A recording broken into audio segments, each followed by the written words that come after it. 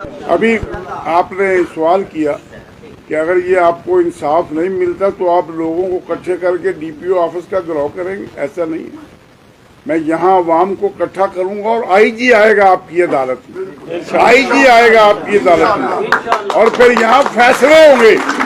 जिन लोगों ने पैसे लूटे हुए हैं और जिस एसएचओ के दौर में डकैती हुई है, फिर उसको टाइम देंगे कि या पकड़ दे डाकू या अपनी जेब से पैसे दे।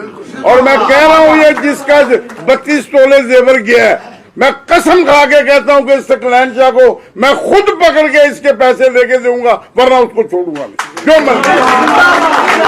नहीं, अगर जो मैंने उनको टारगेट दिया, अगर 8 दिन में वो मुलजम नहीं पकड़ेंगे और उनको पुलिस मुकाबले में अगर उसी जगह पे नहीं मारा जाएगा तो फिर मरियम नवाज शरीफ आएगी यहाँ पे।